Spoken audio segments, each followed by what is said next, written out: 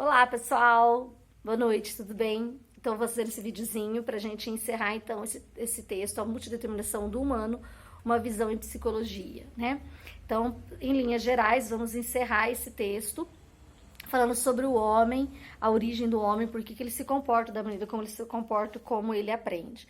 Então, foi visto em sala que esse indivíduo, ele tem três visões através dos três mitos filosóficos, né, que é o mito do homem natural, o mito do homem isolado e o mito do homem abstrato. Tudo isso nós já conversamos em sala de aula.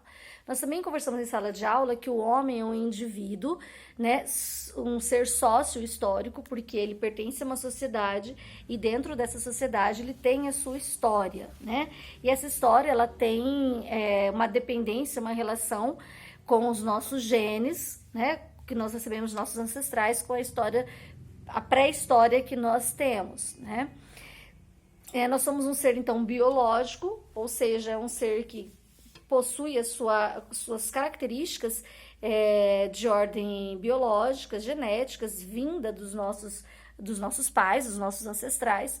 Nós também somos um ser ontogenético, um ser que tem essa relação entre esse ser biológico mais esse ser histórico relacionado com os seus primeiros contatos sociais e humanos. E nós também somos um ser cultural.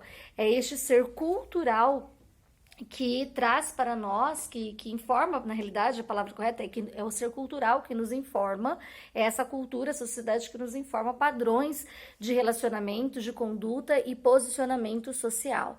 Né? O homem, ele vai aprendendo através do seu contato com o meio. À medida que ele vai tendo a sua relação com o meio, ele vai observando e aprendendo. A única aptidão que é inata do homem, como o texto apresenta, é a aptidão para a formação de outras aptidões, né? Então, esse homem, ele tem a capacidade de aprendizado, ele tem a capacidade de adquirir conhecimento e fixar o conhecimento, que é a parte talvez mais importante do que adquirir, é o fixar esse conhecimento, e tudo isso está relacionado, associado com o nosso desenvolvimento neurológico, nosso desenvolvimento cerebral, né? O homem, ele pode aprender várias funções, vários comportamentos, tanto os comportamentos manuais, quanto apenas aqueles comportamentos sociais observáveis, regras de conduta, posicionamento social. É uma forma que a gente aprende através da observação. Você entra numa sala e você vê as pessoas se comportando dentro daquela sala e você passa a se comportar daquela forma. Então, não é algo comportamental de manuseio, mas é algo que você aprende sim se comportando, a se comportar através da observação. E também tem o comportamento que é através da aptidão de manusear, de produzir, de fazer coisas, né? Produzir coisas palpáveis através da sua observação. Então, quando eu sento e ligo um computador, eu tô vendo outra pessoa ligando o computador e aprendo como que liga aquele equipamento e repito esta ação. Então, eu estou produzindo coisas, né?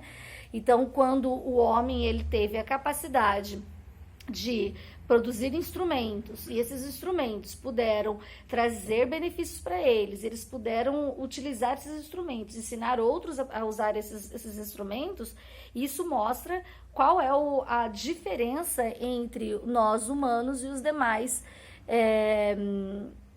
indivíduos. Outro ponto importante que nos define, que define o homem, é a capacidade de linguagem, né? Ter esse aparelho fonético livre para a comunicação. Isso só foi possível a partir do momento que nos tornamos bípedes, liberando então as nossas patinhas traseiras, com isso podendo ter uma visão maior, mais ampla do cenário ao seu redor. E nesse momento também todo o aparelho fonético é liberado e a partir disso podemos nos reproduzir sons e nos comunicar. Essa também é uma outra grande capacidade e qualidade que o ser humano tem, né? Assimilar a cultura, né? E reproduzir para os outros as propriedades e aptidões historicamente formadas pela espécie humana. Então, nós temos a capacidade de aprender, registrar o aprendizado, comunicar o aprendizado e reproduzir tudo aquilo que nós aprendemos e comportamentos que nós vamos adquirindo ao longo da vida, né? Eu tô de vez em quando olhando para cá que eu tô acompanhando o texto e falando com vocês, tá? O texto também ele vem falar que todos aprendem a fazer, só que colorem seu fazer com alguns traços particulares, singularidades individuais. Então, o que ele quer dizer com essa frase no texto? Ele quer dizer que todos nós aprendemos a determinados comportamentos, a determinadas ações, só que cada indivíduo vai impor ou implicar ao comportamento determinados traços particulares que muitas vezes estão relacionados à sua cultura, ao seu saber histórico, informal, a todas essas relações às quais ele está associado, né? Então, o que vai caracterizar o ser humano são as características humanas ao trabalho e ao uso de instrumentos. Vejam, nós podemos falar, né, que um indivíduo, um animal, foi treinado para pegar determinado instrumento e fazer determinado comportamento, emitir determinado comportamento. Mas a questão ele consegue ampliar esse comportamento para outras áreas? Quando nós pegamos uma enxada e nós aprendemos a utilização da enxada, para que ela serve, quais são os objetivos iniciais dela, nós produzimos um comportamento.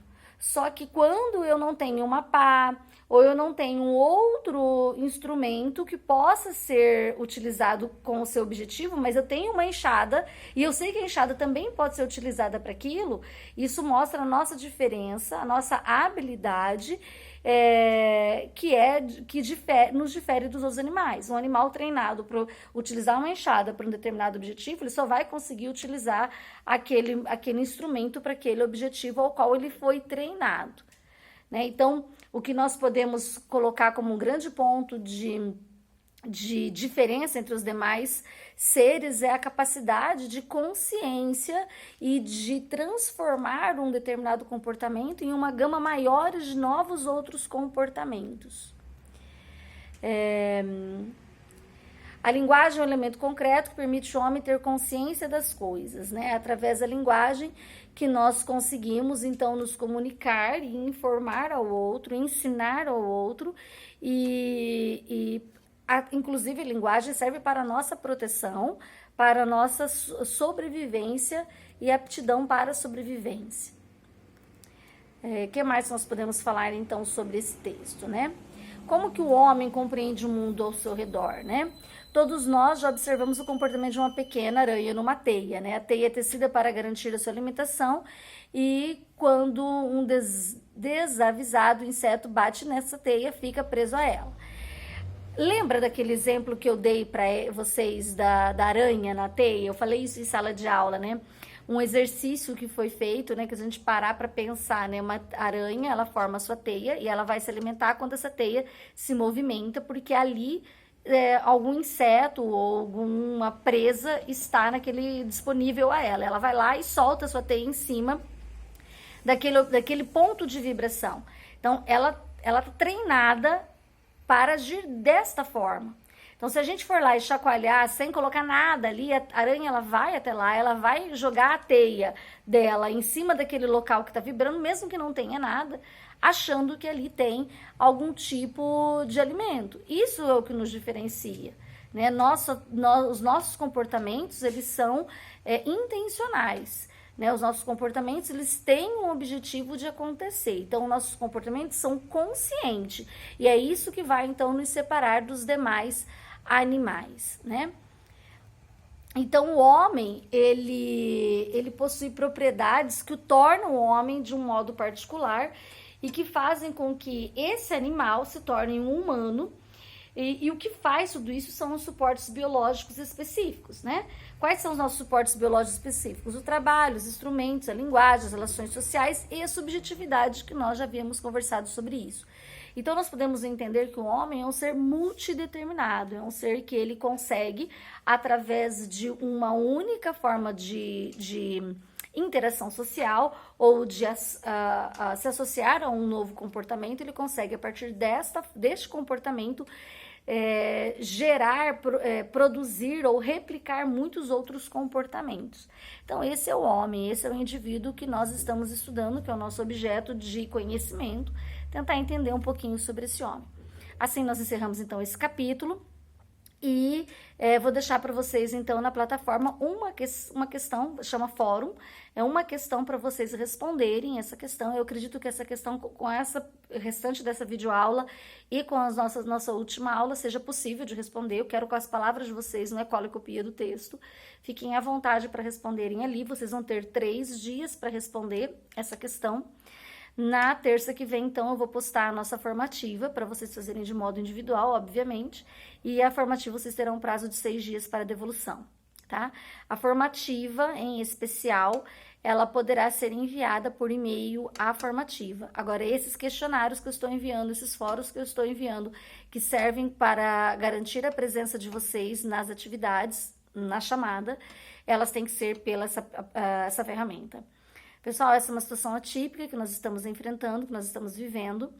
É claro que a gente preferiria, eu pessoalmente, particularmente, preferiria estar em sala com vocês, mas nós precisamos utilizar os mecanismos que estão disponíveis a nós para que a gente consiga passar por essa situação da melhor forma possível. Eu estou à disposição de vocês para todas as dúvidas que vocês possam ter e surgir. Sempre que possível, eu respondo a todas as perguntas que são dirigidas a mim e pertinentes ao conteúdo.